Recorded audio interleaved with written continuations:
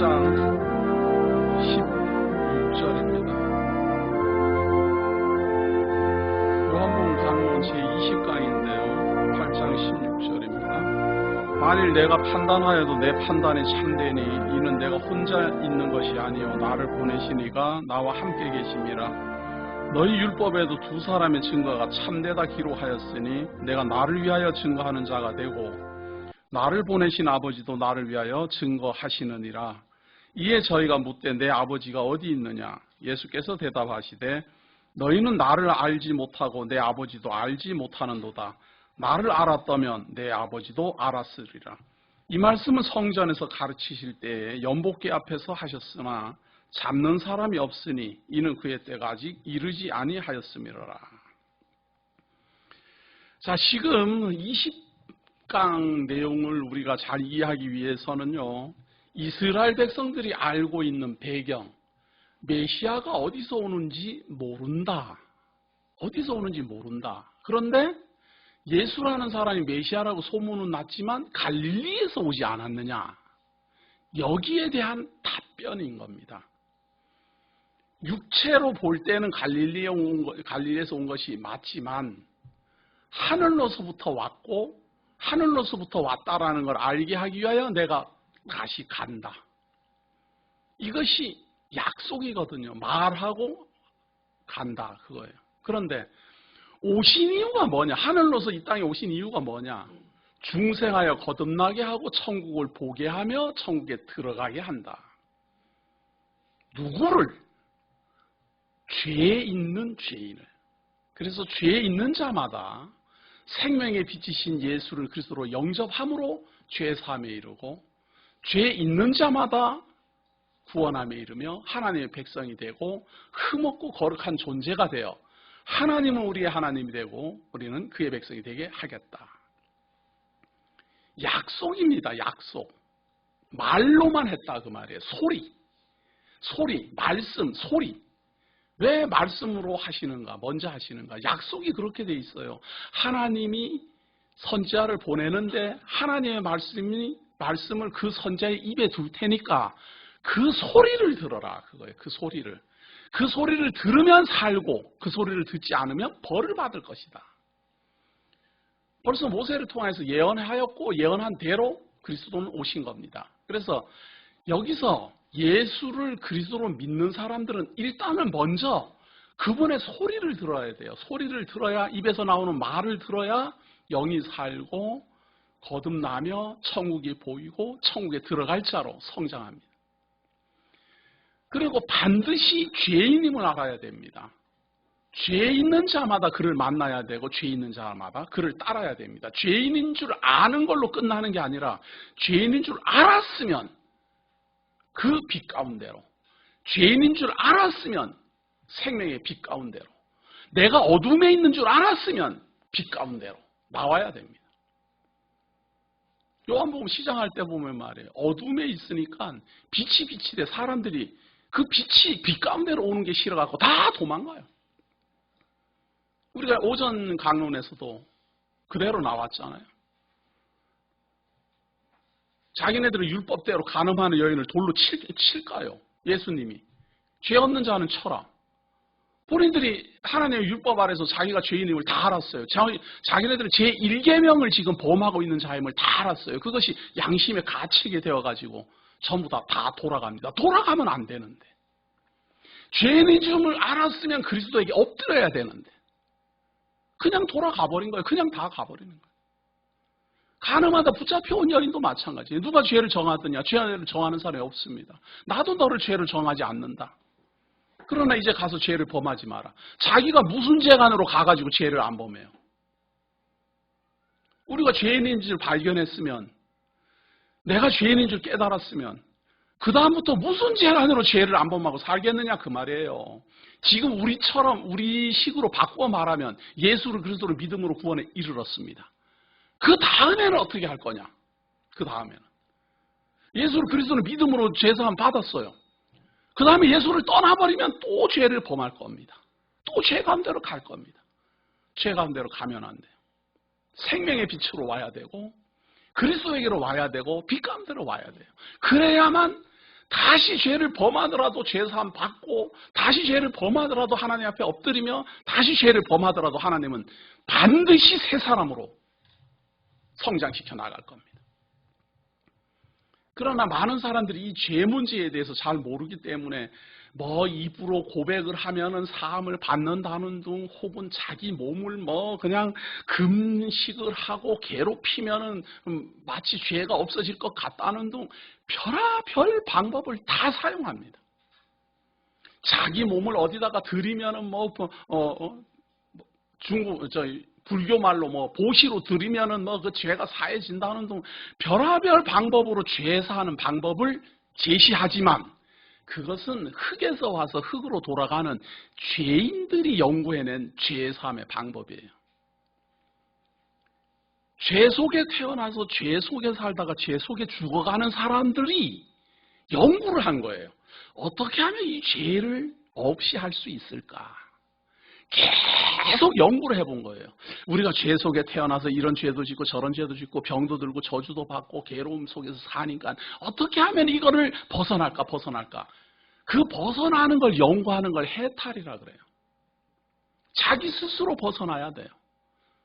그래갖고 이런 방법으로 해탈에 이르고 저런 방법으로 해탈에 이르고 이런 방법으로 돌을 깨우쳤고 저런 방법으로 돌을 터득했고 마음대로 자랑하지만 아무도 확인할 수 없는 말만 무성해요. 말만.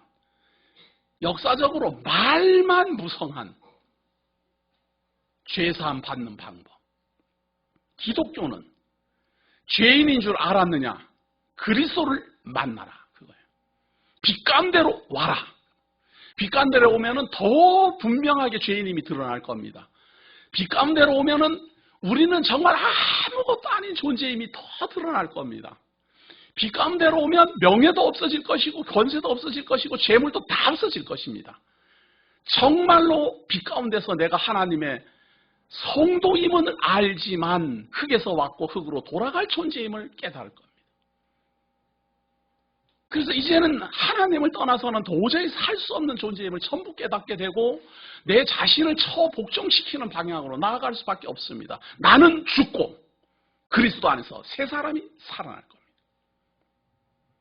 내가 그리스도에게 속해 있는지를 어떻게 압니까? 그분의 말을 듣고 그분의 소리를 듣고 그분의 인도함을 따라 내 모든 과거는 자꾸만 청산되어 나가고 그 진리의 말씀을 따라 자꾸만 진행하여 갑니다. 사복음서 중에요, 진리에 대한 논증, 진리라는 논증을 가장 많이 하고 있는 게 바로 요한복음입니다.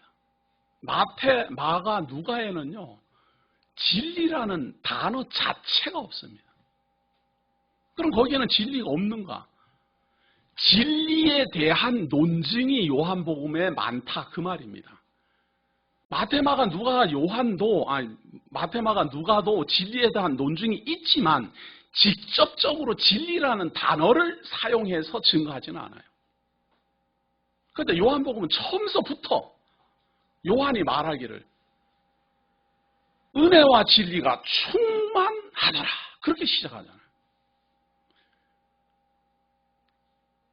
참빛이 이 땅에 오셨는데, 말씀이 이 땅에 오셨는데 그분을 보니까 은혜와 진리가 충만하더라 이렇게 시작돼요. 그리고 끝나갈 무렵 되면은 빌라도가 묻습니다. 진리가 뭐냐?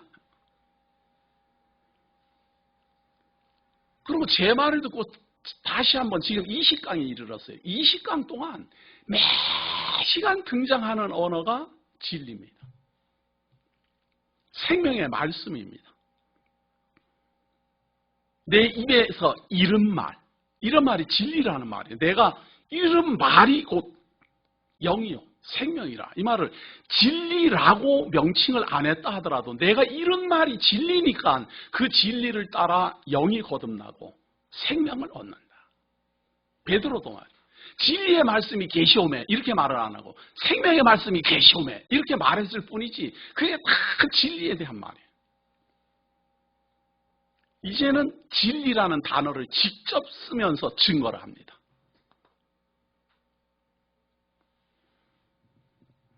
19절 한번 보세요. 19절. 이에 저희가 묻되 내 아버지가 어디 있느냐? 예수께서 대답하시되 너희는 나를 알지 못하고 내 아버지도 알지 못하는도다. 나를 알았다면 내 아버지도 알았으리라. 나를 알면 내 아버지도 알고 아버지를 알면 나를 알고 그거예요. 그런데 예수를 그리스도로 보면서도 죄사함을 이루는 메시아인 줄 모르고 하늘로서 온 줄 모르고 그분을 향하여서 참 율법으로 시험이나 하고 간음한 여인이나 데려오고 그리고 자기네들 눈앞에서 지금 생명의 빛이 존재하는데도 불구하고 그 빛 가운데로 오지 않고 다 떠나가고 있습니다. 그러나 그분에게로 와야 됩니다. 어떻게 하면 그분에게로 갈 수 있겠습니까? 이 간음하다 잡혀온 여인도 그리스도를 만났지만 그에게로 가지 않아요. 바리새인들도 시험은 했으나 그에게로 가지 않아요. 왜? 진리의 말씀이 그에게 들리지 않으니까.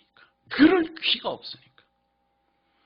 죄사함을 받는 방법, 죄사함을 받는 길, 생명을 얻는 방법이 그 진리의 말씀에 있는데, 그 소리에 있는데 그 소리가 안 들려요. 왜? 갈릴리에서 온 줄 아니까. 하늘로서 왔다라는 걸 알 수가 없어요. 왜냐하면 하늘로서 왔다라는 거는 이제 후에 증거될 거니까. 지금은 말만 했어요. 내가 하늘로서 왔다는 걸 증거하기 위하여 하늘로 가겠다. 하늘로 가기 전까지는 믿을 수가 없어요. 이게. 그래서 초대교회가 일어난 것이 예수 그리스도가 감람산에서 부활하시고 승천하심으로 말미암아 오순절 성령이 임하고 초대교회가 일어나는 겁니다. 왜? 분명히 하늘로서부터 왔고 분명히 하늘로 갔다. 확인이 되니까. 그러니 우리 주 예수 그리스도 오셨다가 가고 2000년이나 흐른 다음에 배우고 있는 우리들이 얼마나 큰 복을 받은 사람들이에요. 우리도 제가 이 당대에 이 예수님을 만났어도 저도 떠났을 거예요 아마. 무슨 소리야 구약에 봤는데 이제 베들레헴에서 난다 그랬는데 우리가 알잖아 예수는 갈릴리에서 왔다는 거. 우리 다 아는데 무슨 소리야. 저도 틀림없이 그랬을 겁니다. 이 사람이 메시아라는 건데 율법대로 하는가 안 하는가 말이죠. 안식일 지키는 거 안 지키는 거 보니까 간음하다 잡힌 여인은 또 어떻게 할까 말이에요. 한번 데려와서 시험해 보는 거예요. 역시 율법대로 안 하는구나 말이죠. 간음하다 잡혔는데도 불구하고 놓아주라 그러더라. 놓아주라고 한 적도 없어요. 죄 없는 자라면 치라고 그랬는데 틀림없이 돌아가서는 그렇게 말할 거예요. 놓아주라 그랬다고. 그럼 간음해도 괜찮다고 그 사람 그래. 말하는 모양이던데 뭐 이러면서. 자기네 식으로 해석 다 하는 거죠. 그러나 생명의 빛 가운데로 오고 그분의 말씀이 들리면 죄의 문제를 해결할 수 있는 길을 그리스도가 제시합니다. 그러나 그분에게로 오지 아니하면 21절 보세요. 다시 이르시되 내가 가리니 너희가 나를 찾다가 너희 죄 가운데서 죽겠고 나의 가는 곳에는 너희가 오지 못하리라.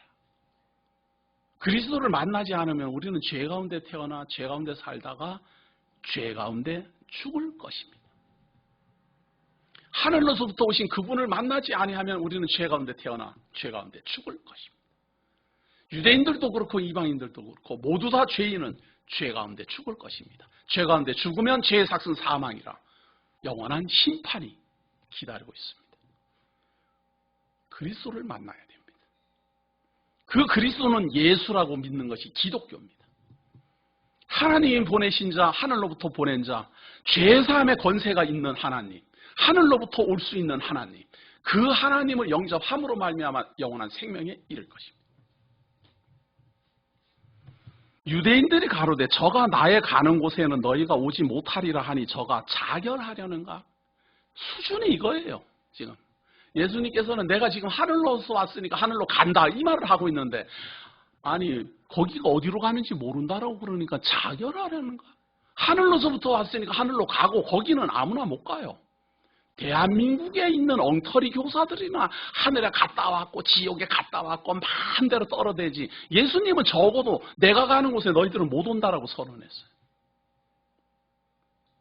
그런데 대한민국에 있는 이상한 사람들은 천국에도 갔다 오고 지옥에도 갔다 오고 지 마음대로 다녀요. 예수님이 거짓말했든지 그 사람들이 거짓말했든지 둘 중에 하나는 거짓말이에요. 저는 예수를 믿는 사람이니까 그 사람들을 거짓말쟁이라고 해야지요. 예수님이 가신 곳에는 아무도 못 온다고 그랬는데 우리 대한민국에는 뭐 갔다 왔다 하는 사람이 얼마나 많은지 뭐 어떡하겠습니까? 갔다 왔다는데 심판받을 때까지 그걸 증명할 방법이 없잖아요. 자기가 갔다 왔다는데 그걸 뭐라고 그러겠어요? 당신 안 갔다 왔어 하고 뭐 멱살을 잡겠습니까? 그러느냐고. 근데 예수님은 아무도 내가 가는 곳에 못 온다고 그랬는데 당신들은 갔다 왔다고 그러니까 예수님이 거짓말했는지 당신이 거짓말했는지는 모르겠지만 나는 예수님 말을 믿는다. 그 말밖에 저는 할 말이 없어요.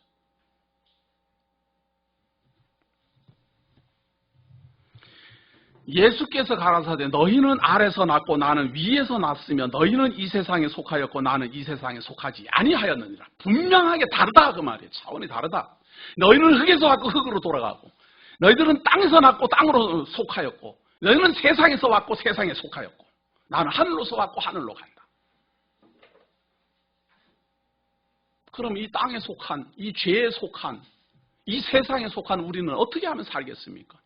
세상에 속했으니까 하나님의 세상, 하나님의 나라로 옮겨야지요. 나는 세상에 속해 있구나. 나는 죄인이구나. 나는 죄 속에 태어나서 죄 속에 살다가 죄 속에 죽는구나. 그렇구나. 그거 알아서 뭐 하게요? 그걸 알아서 끝나는 것이 기독교가 아니다 그 말이에요. 그것이 뭔 대단히 겸손한 것처럼 대단히 복음적인 것처럼 그게 대단히 개혁적인 것처럼 야단들이지만 그것은 기독교가 아니에요. 죄인인 줄을 깨달아야 되지만 그것이 해답인 줄 알면 기독교가 아니다 그 말이에요. 기독교는 죄인인 줄 알았느냐? 세상에 속했는 줄 알았느냐? 죽은 자임을 알았느냐? 그러면 거듭나라. 생명의 빛으로 와라. 어둠에 갇혔느냐? 밝은 빛으로 나아오라. 죄인인 줄 알았느냐? 죄사함을 받으라. 구원받아야 될 존재임을 알았느냐? 구원자를 만나라. 이게 기독교예요. 근데 사람들이 너무 이상한 쪽으로 다 가는 것 같아요.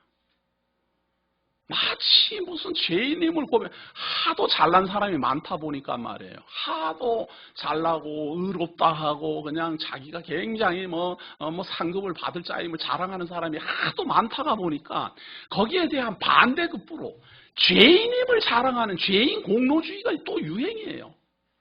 그런 교회 가면은 처음부터 끝까지 죄인임을 고백해요. 우리는 먼지만도 못한 존재입니다. 흙에 불과한 존재입니다. 나는 죄인 중에 괴수입니다. 오죽하면 제가 죄인 공로주의냐고 그럴까요? 죄 많은 곳에 은혜가 넘쳤다고 그러던데요. 이래서 하면서 말이죠. 죄인인 줄 깨닫는 것이 잘못은 아니지만 어둠에 갇혀있는 줄 알면 빛 가운데로 나올 줄도 알아야지요. 죄인인 줄 알았으면은 죄 문제를 해결할 자를 만나야 될 것 아니겠어요? 말로만 죄인이라고 소리치면 어쩌자는 이야기예요. 내가 죽은 존재임을 알았으면 새 생명을 얻으려고 해야 될 것 아니냐 그 말이에요. 그 말이 안 들리십니까? 저는 그것이 너무 안타깝다 그 말이에요. 우리는 세상에서 왔고 죄 속에 태어나 죄 속에 살다가 죄 속에 죽어갑니다. 하늘로서 오신 분이 그걸 알려주고 있습니다. 너희들은 죄 가운데 태어났고 죄 가운데 살다가 죄 가운데 죽어간다. 나를 따라라. 내 소리를 들어라. 내게로 오라. 나는 구원이요. 나는 진리요. 나는 길이요. 나는 하나님의 아들이요. 나는 독생자요. 세상을 구원할 자이다. 이게 기독교입니다. 그분을 우리는 예수라. 예수가 그리스도라. 그것이 복음입니다. 복음은 죄인임을 깨닫는 것이 복음이 아니고 죄인을 구원하시는 그분을 증거하는 걸 복음이라 그러는 겁니다. 자기의 의로움을 드러내는 것도 잘못이지만 죄인임을 깨닫고 죄인으로 주저앉는 것도 잘못입니다. 거듭나야 될 자임을 알았습니까? 거듭나는 길로 나아오십시오. 어둠에 갇힌 자임을 알았습니까? 빛 가운데로 나오십시오. 아담 타락 이후 흙에서 와서 흙으로 돌아갈 자임을 알았습니까? 새로운 피조물로 거듭날 줄 아십시오. 어떻게 하면 그렇게 되겠습니까? 예수님은 그 말을 하고 싶은 겁니다. 어떻게 하면 죄에서 벗어나며 어떻게 하면 생명의 길로 가겠습니까? 그리스도를 만나지 않으면 죄 아래 살다가 죄 속에 죽을 것입니다. 24절 보세요. 이러므로 내가 너희에게 말하기를 너희가 너희 죄 가운데서 죽으리라 하였노라. 너희가 만일 내가 그인 줄 믿지 아니하면 너희 죄 가운데서 죽으리라. 그인 줄이 누굴까? 구약이 말하는, 구약 전체가 말하는 바로 그 선지자, 하나님의 말씀을 가지고 있는 그자, 그의 입에 하나님의 말씀을 두기로 약속한 그분, 그분의 말을 들으면 살고 그분의 말을 듣지 않으면 벌 받을 것이다 라고 예언되어 있는 바로 그인 줄 알면, 그걸 믿으면 살고 그걸 믿지 아니하면 죄 가운데 죽으리라. 너무 분명하게 나오지 않아요? 하나님, 나 죄인입니다. 저는 이런 죄를 졌습니다. 저런 죄를 졌습니다. 이렇게 고백하는 게 아니고 내가 죄인인 줄은 알아야 돼요. 그거는 분명히 알아야 돼요. 죄인인 줄 알아야 죄사함을 받을 것 아니에요. 그런데 죄사함을 어떻게 받습니까? 예수가 그인 줄 알면, 예수가 메시아인 줄 믿으면, 예수가 하나님이 보내신 자인 줄 알면, 예수가 유일한 독생자로 이 세상을 구원하러 오신 메시아인 줄 믿으면, 그러면 산다. 나 예수 믿는데요. 나 예수 믿는데요. 옆에서 믿으니까 나도 믿는데요. 그렇게 믿는다고 그러니 믿는 줄 알아야지 어떻게 하겠습니까? 예수를, 그리스도를 믿는 사람이 우리 교회뿐만 아니라 그냥 이 전국에 얼마나 많습니까? 가만히 보면 좀 이상하지만 자기네들은 다 믿는다 그래요. 믿는다 그러니까 끝날까지 기다려 봐야지 방법이 있습니까? 과연 제대로 예수를 만났는지는 저는 알지 못하겠습니다. 혹시 바리새인처럼 만나고 예수님을 만나고 죄인인 줄도 알고 그리고 그냥 갔는지, 가만히 하는 행동 보니까 예수를 만나기는 만났다라고 자기는 말을 하는데 죄 가운데 그대로 있는 것 같아요.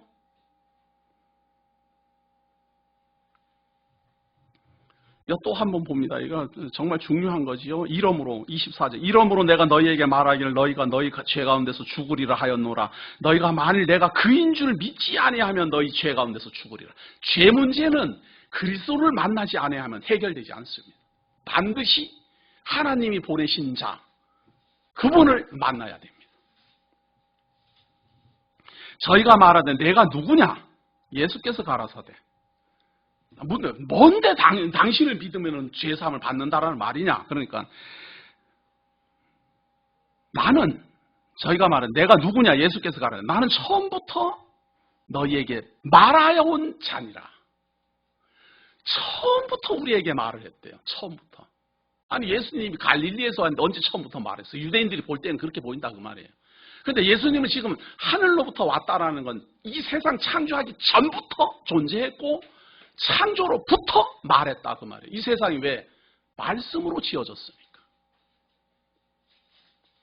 말씀으로 모든 것이 지어졌어요. 여기서 우리가 요한복음 1장 1절을 다시 한번 봅시다. 요한복음 1장 1절 보세요. 태초에 말씀이 계시니라. 이 말씀이 하나님과 함께 계셨으니 이 말씀은 곧 하나님이시니라. 그가 태초에 하나님과 함께 계셨고 만물이 그로 말미암아 지은 바 되었으니 지은 것이 하나도 그가 없이는 된 것이 없느니라. 처음부터 말했다. 내가 하나님이다. 내가 하나님이고 하나님이 온다라고 약속했고 그 하나님인 줄 믿으면 죄사함을 받는다. 그런데 제가 말씀을 전해보니까요, 이걸 믿는 게 그렇게 어려운 것 같습니다. 여기서도 가르치고 저기서도 가르치고 다 가르치는데요, 다 양상이 다 달라요. 어제도 우리 분당 모임에 가가지고 뭐 이런 사람 저런 사람 이야기 들어봤는데 거기에 형제단 교회에 있던 어떤 친구가 왔어요. 또 와가지고 그 친구 말에 의하면 이제 우리 같은 교회를 이걸 교파 교회라 이래 말하더만. 형제단은 교파가 없다. 그렇게 이제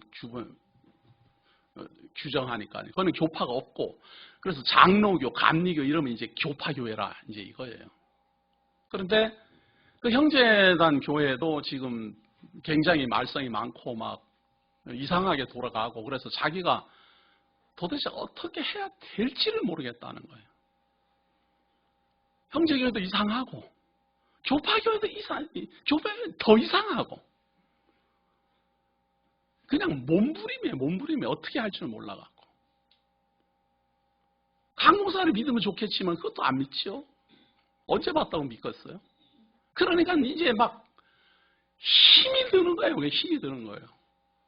제가 보니까 종교적 열성은 참 대단한 사람이에요. 요즘 젊은 사람들 중에 그런 사람이 있다는 게 제가 신기할 정도예요. 요즘 젊은 사람들은 관심 없어요. 뭐 구원 받든지 말든지, 뭐 재산 받든지 말든지, 아이고 우리 뭐 아빠가 왜 저렇게 뭐 길게 설교하나, 뭐 내용이 뭐 어려워서 모르겠다, 뭐 이런 생각이 지금 막 가득하고, 뭐 다른 생각들이 막 많고 이렇지, 이게 지금 뭐 진리냐 아니냐 이런 거 깊이 생각 잘 안 해요. 그런데 그런 젊은 사람이 그렇게 무슨 생명처럼 생각을 하는 것 같아요. 자기가 이 분명한 진리의 노선을 자기가 깨닫지 못하면은 자기는 무슨 이게 뭐 모든 것에 대해서 그만 가치가 없다 이렇게 느끼시는 것 같아요. 그런데 교파교회 가도 진리를 모르겠고, 지방교회 가도 모르겠고, 다 모르겠다는 거예요. 우리 성도님들 알고 계십시오. 그 특징이 있어요. 많이 특징이 있지만 뭐 대단히 다른 점이 있는 게 아니라, 이 형제단 교회라는 속해 있는 사람들은 이 성경을 스스로 해석합니다. 스스로 성경을 해석해요. 우리 교회는 제가 가르치는 대로 배우지 않아요. 그런데 형제단 교회는 스스로 연구하고, 스스로 밝히고, 스스로 또 증거해요. 그렇기 때문에 거기는 지도자를 뚜렷이 세우지 않아요. 이 말은 반대로 말하면 모든 사람이 지도자예요. 전부 잘났어요. 거기서 누가 말빨 잘 세우고, 누가 말 잘하면 아주 뭐 대단히 인기 끄는 거고, 너도 잘났고 나도 잘났고, 이게 구심점이 없게 돼 있어요. 그렇기 때문에 누가 누구 말에 대해서 이렇게 뭐 비판도 할 수도 없고, 뭐 이렇게 견제도 할 수 없어요. 그래서 처음에는 굉장히 건전하고 좋은 것 같지만 시간이 흐르면 한계가 분명히 나타납니다. 그리고 스스로 연구를 하면 말이에요. 연구해서 깨닫는 것은 쉬운 부분에는 많이 이렇게 진행되는, 어느 정도 지나면은 눈앞이 캄캄할 때가 와요. 한계가 온다 그 말이에요. 그 친구가 말 잘하더라고요. 구약은 손도 안 된다. 구약을 가지고 그리스도를 막 증거하는 걸 보고 자기는 놀랬답니다. 초대교회에서 하니 뭐 이런 거를 막 하는 걸 보면서 놀랬대요. 그 형제교회는 아예 신약만 이렇게 보고, 큐티라 그래가지고 맨날 보고, 오늘 이 말씀이 나하고 나한테 뭘 주느냐 안 주느냐 주관적 해석. 한계가 딱 있는 거예요. 거기에 이 친구가 제가 볼 때는 도달했어요. 더 이상 길이 안 보이는 거예요. 스스로는 앞만 봐도 모르겠고, 뭐 이거 진리가 자유케 하리라 그랬는데 진리가 뭔지도 모르겠고 말이죠. 뭐가 자유인지도 모르겠고 막 힘들어하는 거예요. 교파교회는 왔더니, 그러다 보니까 말이에요. 이 형제교회에서 배우게 되면 스스로 성경을 이렇게 읽고 해석하는 게 버릇이 돼가지고 어느 정도는 성경을 읽을 줄을 알아요. 이래 읽으면은 이게 무슨 말인지를 안다 그 말이에요. 아, 이게 어떻게 서론이 시작되고 어떻게 진행되고 본론이 어떻게 진행되면 결론이 어떻게 난다. 이렇게 본문 줄거리를 알아요. 자기가 이렇게 읽어보기 때문에. 근데 교파교회 다니면은 목사가 하는 대로만 들어요. 줄거리를 몰라요, 줄거리를. 그냥 목사가 하는 대로만 듣는 거예요. 그러니까 앞에 자르고, 뒤에 자르고, 가운데 툭 말하면은 그건 줄 알아요, 교파 사람들은. 그래서 목사가 인도하는 대로만 그냥 배우는 거예요. 스스로 성경을 해석할 능력을 상실해버렸어요. 얼마나 능력을 상실했는가 하면 말이에요. 교파교회 가도 성경 읽으라고 다 그래요. 성경을 뭐 10독을 했니, 뭐 100독을 했니, 그런 사람 많아요, 각 교회 가면. 중요한 건 내용을 몰라요. 읽었는데. 읽었는데 아무 내용을 모르는 거예요. 스스로 해석을 해 버릇을 안 해놨기 때문에 글의 논조를 모른다 그 말이에요. 그래서 백독을 하더라도 내용을 몰라요, 내용을. 그게 뭔 의미인지를 모른다, 그 말이에요. 이것이 성경을 가르치는 교사가 있는 교회에서, 소위 말하는 교파교회에서 나타나는 현상. 스스로 성경을 연구하라고 그랬더니 자기 마음대로 아전인수로 막 해석하는 한계. 그럼 어떻게 하면 됩니까? 성경은 처음서부터 말이에요. 가르치는 사람 말을 무조건 따르라고 그렇게 안 하고 가르치는 사람은 선도하는 거예요. 이 내용은 이런 것입니다. 스스로 읽어 확인하십시오. 그 말이에요. 제가 또 강조합니다. 말을 가르치고 경계령을 내리고 나팔을 불고 하는 것은 교사가 할 일이에요. 듣고 안 움직이는 것은 듣고 안 움직이는 사람이 책임질 일이다 그 말이에요. 지금 에스겔서에서 계속 나가잖아요.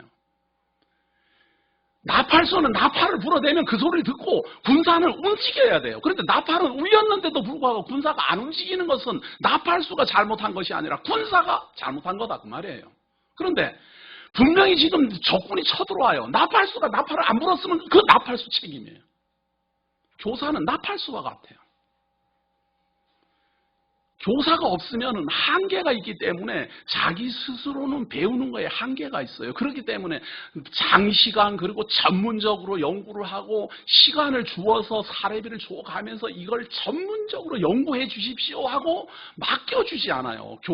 교회에서 이 교사한테 가르치는 자의 일을 하게 하려고 다른 거 먹는 문제, 입는 문제, 사는 문제는 우리가 해결할 테니까 그런 거는 신경 쓰지 마시고 당신은 하나님의 말씀을 잘 연구해서 우리에게 알려주십시오 하는 것은 일하면서 돈 벌면서 연구하는데 한계가 있기 때문에 그렇다 그 말이에요.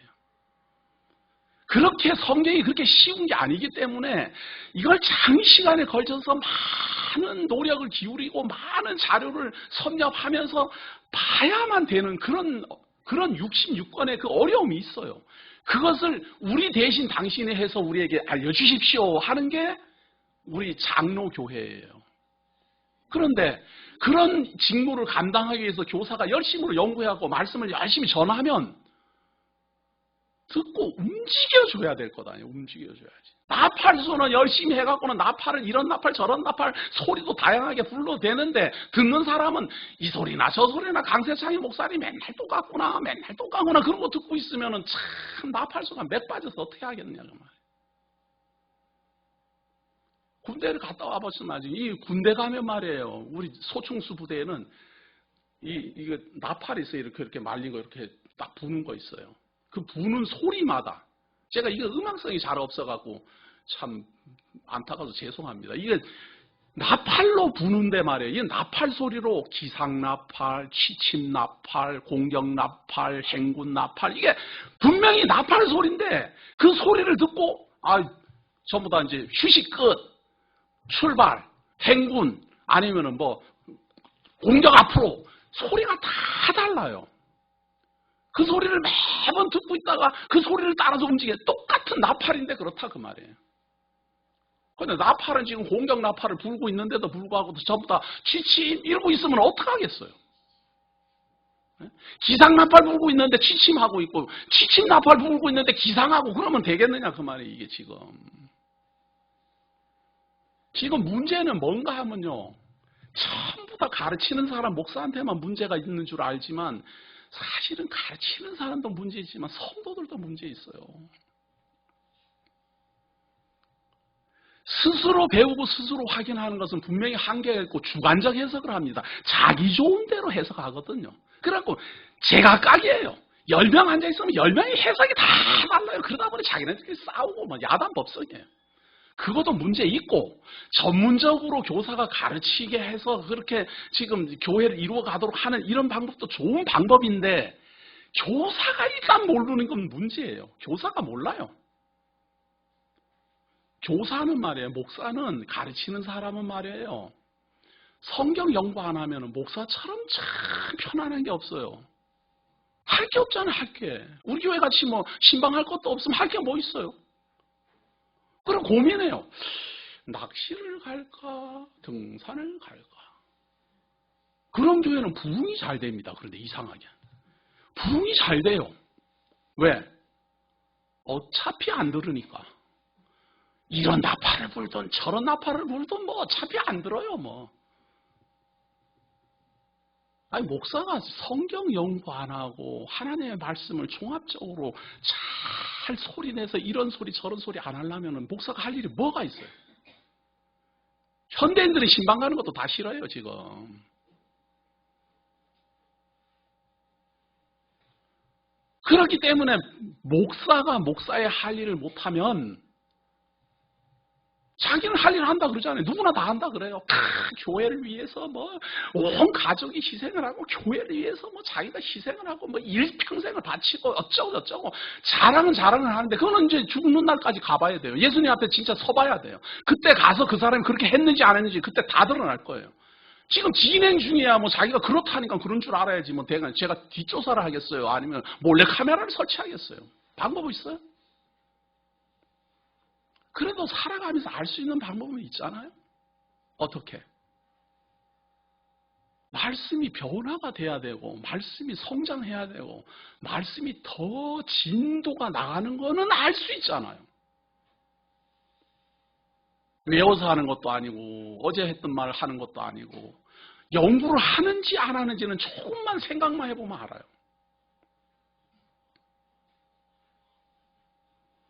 성도들은 잘못 없다고 생각하지 마십시오. 성도들은 이런 요리를 하든 저런 요리를 하든 다 똑같은 줄 알아요. 아니 탕수육을 끓였는데도 지금 뭐 이거 해장국이 나왔나 선짓국인가 이러고 먹고 있고 말이죠. 지금 비빔밥을 했는데도 불구하고 이게 비빔밥인지 뭔지도 모르고 말이에요. 그럼 하는 사람이나 못하는 사람이나. 이 세상에 어느 방법을 하든지 옳은 방법은 요거대로 하면은 좋다 나쁘다 수없이 많은 방법이 있어요. 그런데 그것이 실행하는 게 어려워요. 실행하는 게. 저는 우리 장로교회의 이 교회 운영 방법을 가장 성경적인 방법이라고 생각해요. 교사로 하여금 열심히 연구해서 성도들에게 가르치게 하고 성도들은 그렇게 전문적으로 연구한 것을 듣고 배움으로 말미암아 진리에 들어가고 진리에 바로 서고 진리 안으로 나로 하여금 변화시켜 가게 한다. 그래서 교사는 반드시 있어야 돼요. 성도들도 반드시 따라 움직여야 돼요. 그래서 가르치는 사람이나 듣는 사람이나 함께 성장해야 돼요.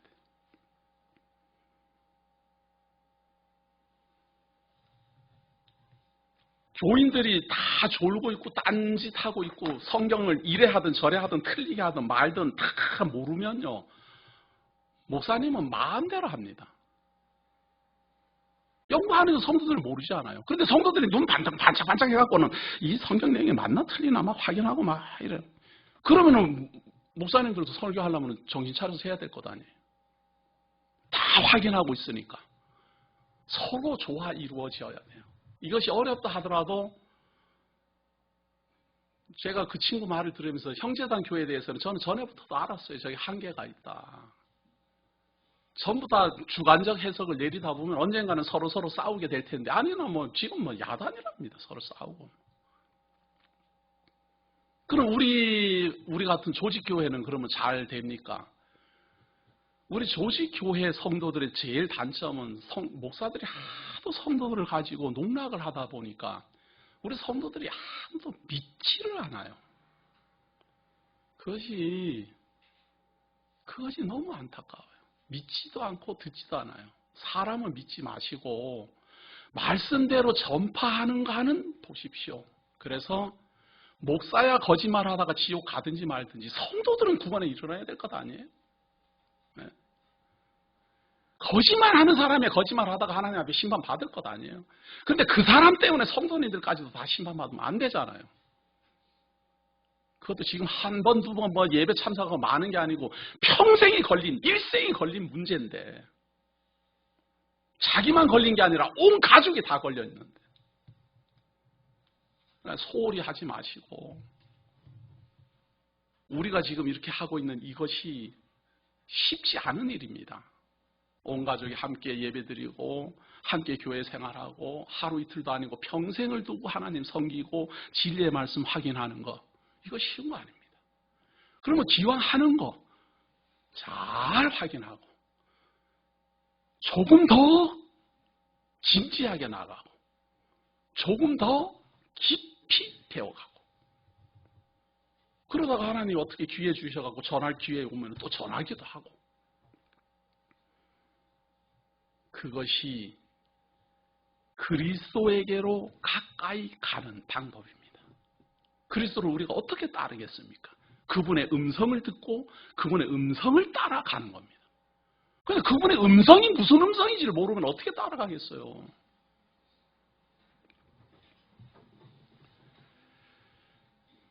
26절 봅니다. 내가 너희를 대하여 말하고 판단할 것이 많으나 나를 보내시니가 참되시며 내가 그에게 들은 그것을 세상에게 말하노라 하신데 저희는 아버지를 가리켜 말씀하신 줄을 깨닫지 못하더라. 이에 예수께서 가라사대 너희는 인자를 든 후에 내가 그인 줄을 알고 또 내가 스스로 아무것도 하지 아니하고 오직 아버지께서 가르치신 대로 이런 것을 말하는 줄로 알리라. 알 수 있는 때가 언젠가? 그리스도가 십자가에 달릴 때다, 그거예요. 십자가에 달림으로 말미암아 죽음에 이르고 죽은 다음에 부활을 하고 부활한 다음에 가르치고 그리고 승천하심으로 말미암아 그동안 말했던 모든 것이 이루어져 가니까 사람들이 보고 믿기 시작하고 예수는 그리스도라 고백하기 시작하고 예수를 만난 사람마다 달려오고 진리 가운데로 빛 가운데로 오게 될 것이다. 지금은 아니지만, 그 말이 지금은 아니지만, 왜? 하늘로 간다고 그랬지만 아직 안 가고 있잖아요. 내가 죄사함에 이르게 하는 생명의 비침을 말은 했지만 생명의 빛이라는 것을 믿어지게 지금 못하고 있잖아요. 안 하고 있잖아요. 주변에 사람들도 오지 않고. 그러나 언제부턴가 내가 든 후에, 내가 십자가에 달린 후에 이루어질 것이다. 예언합니다. 십자가에 달린 후에도 아무 일 안 일어나면 어떻게 됩니까? 거짓말이죠. 그러나 우리는 알잖아요. 십자가에 달리시고 부활하심으로 성도들이 모이기 시작하고 승천하시고 오순절날 성령 임함으로 초대교회가 일어나고 그리고 그분이 이 땅에 안 계심에도 불구하고 교회는 세계로 확장돼가고 만약에 예수님이 여기서 한 말이 거짓말이면 안 이루어져요. 강 목사가 이런 말 저런 말 아마 많이 했어도 거짓말로 했으면은 제가 죽고 난 다음에 다 안 이루어지겠어요? 예수님도 마찬가지예요. 지금 이 땅에 계시면서 이런 말 저런 말 지금 하고 있는 거예요. 만약에 이것이 안 이루어지면 거짓말이잖아요. 그대로. 이 말대로 이루어졌으면 이런 걸 진리라 그런다 그 말이에요. 말한 대로 되잖아요. 이런 걸 자증이라 그런다 그 말이에요. 하나님이 하나님을 증거하는 방법. 내가 십자가에 달린 후에 너희들이 알게 될 것이다. 내가 든 후에 알게 될 것이다.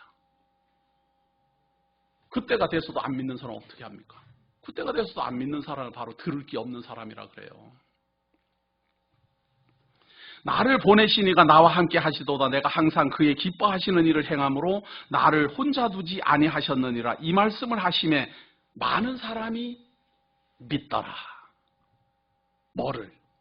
그 선지자임을. 하나님이 보내신 선지자임을. 하나님이 그 입에 진리의 말씀을 두신 선지자임을 믿더라. 그러나 믿지 않는 사람들이 존재해요. 믿기는 믿는데 어떻게 믿느냐. 한 절만 봅니다. 31절. 그러므로 예수께서 자기를 믿은 유대인들에게 이르시되 너희가 내 말에 거하면 참 내 제자가 되고 진리를 알지니 진리가 너희를 자유케 하리라. 진리에 대한 증거가 시작됐습니다. 진리가 너희를 자유케 하리라. 진리는 무엇입니까? 예수 그리스도입니다. 왜 예수 그리스도가 진리입니까?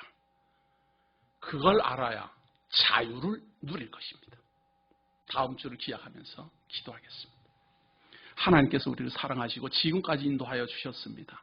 하나님이 보내신 자, 우리 주 예수 그리스도가 오지 아니하면 우리도 죄 가운데 살다가 죽을 수밖에 없으나 이 죄 가운데 죽을 존재를 구원에 이르게 하셨으니 고맙습니다. 보내신 자 예수를 그리스도로 믿게 하시고 보내신 자를 하나님으로 믿게 하시며 보내신 자를 죄 사하는 권세가 있는 생명의 비침으로 믿게 하시니 고맙습니다. 우리들의 이 믿음 위에 더욱 하나님의 소망을 우리들에게 심어주시사 믿음으로 말미암아 자라나는 소망이 이루어지는 그날까지 우리들의 힘이 되고 능력이 되도록 인도하여 주옵소서. 하나님께서 우리를 귀하게 여기셔서 하나님의 성도로 부르신 줄 압니다. 주어진 여건, 주어진 환경, 우리에게 처한 모든 것들을 최대한 지혜롭게 잘 사용하여 하나님 경외하며 진리를 깨달으며 예수를 그리스도로 믿으며 하나님 앞에 나아가고 성장하도록 인도하여